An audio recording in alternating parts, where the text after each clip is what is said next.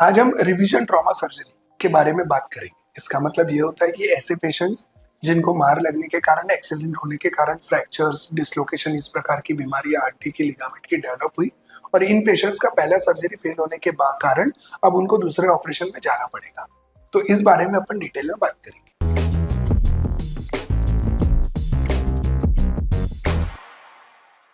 मैं doctor Abhishek Palotia, robotic joint replacement surgeon, United Hospital Gondia.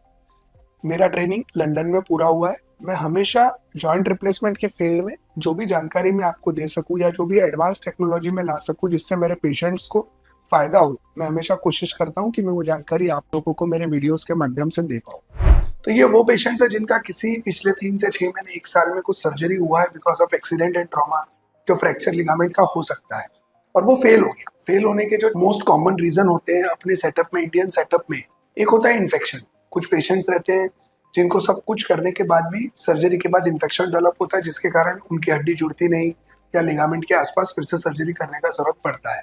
दूसरा एक कॉमन रीजन है इम्प्लांट फेलियर।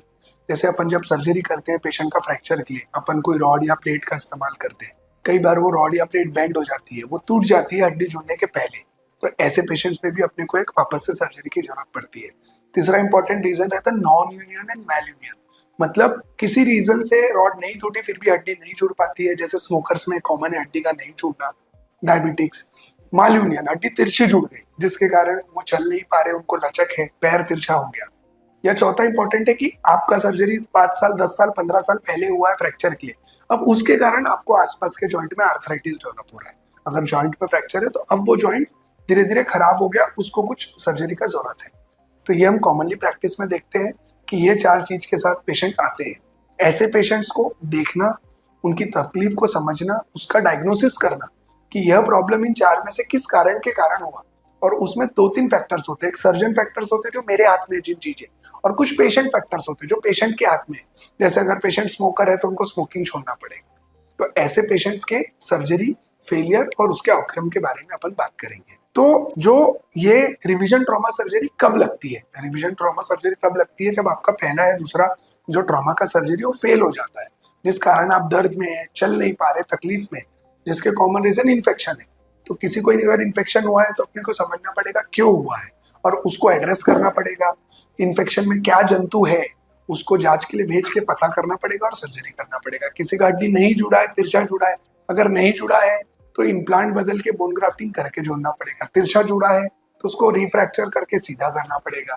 अगर उसके कारण आर्थराइटिस हुआ है और पेशेंट का एज 50 साल के ऊपर है तो जॉइंट रिप्लेसमेंट सर्जरी करना पड़ेगा, क्योंकि आप इस पेशेंट को बेड पे या तकलीफ में नहीं छोड़ सकते। तो रिवीजन ट्रॉमा सर्जरी पेशेंट्स के सर्जरी के लिए जो प्री ऑप प्लानिंग होता है, मतलब सर्जरी के पहले जब आपके पास पेशेंट आता है, आपको सबसे पहले चीज है कि उसका कॉज, उसका रीजन ढूंढना पड़ेगा कि सर्जरी फेल क्यों हुई।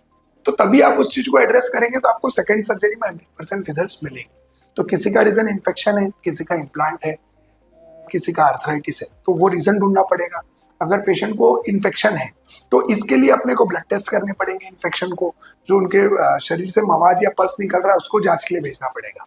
और उनकी हड्डी को समझने के लिए एक्सरे, सीटी स्कैन, एमआरआई करना पड़ेगा। अगर जॉइंट रिलेटेड है तो एमआरआई करते हैं, सिर्फ बोन रिलेटेड है तो एक्सरे और सीटी स्कैन करते हैं, जिससे अपने को जानकारी मिलता है कि अपन प्लानिंग क्या करेंगे, अपने को कौन से इम्प्लांट है जो अगले ऑपरेशन में लगेंगे। कई बार डिफेक्ट या जो हड्डी नहीं जुड़ा है उसका गैप बहुत ज्यादा बड़ा है तो अपने को स्पेशल इम्प्लांट्स लगते हैं जो रूटीनली यूज नहीं होते, तो अपने को वो अरेंज करना पड़ता है।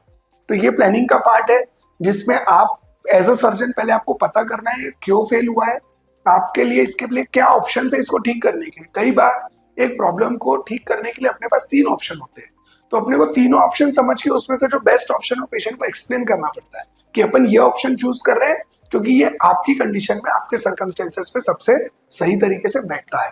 और ये पूरी काउंसलिंग करने के बाद अपने को अपना 100% प्लानिंग होने के बाद सर्जरी करना पड़ता है। अब रही बात सर्जिकल प्लानिंग की, तो आप जैसे पेशेंट कन्विंस है कि मेरे को रिवीजन ट्रॉमा सर्जरी कराना है, I am ready for the next surgery, तो आपको जो आपने प्लान बनाया है उससे रिलेटेड जो इम्प्लांट्स है उसकी अवेलेबिलिटी, कई बार बोन डिफेक्ट ज्यादा होता है तो आर्टिफिशियल बोन सब्सटीट्यूट्स यूज करने पड़ते हैं जो मार्केट में अवेलेबल है, जिनको अपन बोन ग्राफ्ट बोलते हैं। कई बार पेशेंट को एक्सप्लेन करना पड़ता है कि डिफेक्ट में आपके भी जो बॉडी में एक पेल्विक बोन होता है जो एक्स्ट्रा होता है, वहां से हमको बोन ग्राफ्ट भी लेना पड़ेगा। आपको कई बार कस्टमाइज इम्प्लांट बनवाने पड़ते हैं। कई डिफिकल्ट केसेस रहते हैं जिनमें जो रूटीनली अवेलेबल मार्केट के इम्प्लांट्स है वो यूज नहीं होते, तो ऐसे पेशेंट में सीटी स्कैन करके आपको 3D मैपिंग करके कस्टमाइज इम्प्लांट बनाना।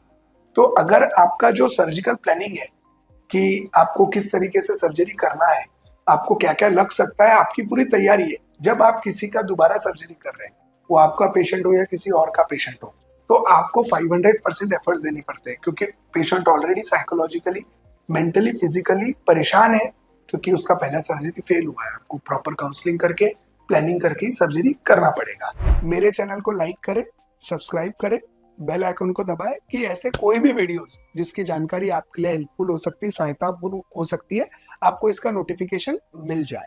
मैं अपने अगले वीडियो में आपको बताना चाहता हूं कि रिवीजन ट्रॉमा सर्जरी एक चैलेंजिंग सर्जरी क्यों है। क्यों? क्योंकि पेशेंट का ऑलरेडी एक बार ऑपरेशन हुआ है, तो वहां पे एक स्कार है जो पुरानी सर्जरी का चीरा है, उसके कारण जो अंदर के मसल्स, टेंडन, बोन है वो आपस में चिपके हुए, जिससे जो एनाटॉमी है वो डिस्टर्ब है। हड्डी जुड़ी नहीं है, हड्डी काफी कमजोर है, और एक हड्डी का इंपॉर्टेंट हिस्सा गायब हो चुका है, और वहां पे इन्फेक्शन भी है। ऐसे सभी कारणों की वजह से रिवीजन ट्रॉमा सर्जरी चैलेंजिंग है, और इसको प्लानिंग जो करना पड़ता है, मेटिकुलस प्लानिंग और सर्जिकल अप्रोच, प्रिसीजन जो लगता है सर्जरी करने के लिए बहुत इंपॉर्टेंट है। और आपकी प्लानिंग ही आपको इंट्रा ऑपरेटिवली जो ये चैलेंजेस है उसको फेस करने में हेल्प करती है, जिससे कि आप बेटर रिजल्ट दे सकते हैं। तो प्लानिंग, मेटिकुलस सर्जिकल टेक्निक, यह आपके लिए बहुत इंपॉर्टेंट है जब भी आप रिवीजन ट्रॉमा सर्जरी करा रहे हैं, और इसी के कारण आपको अच्छा रिजल्ट मिल सकता है।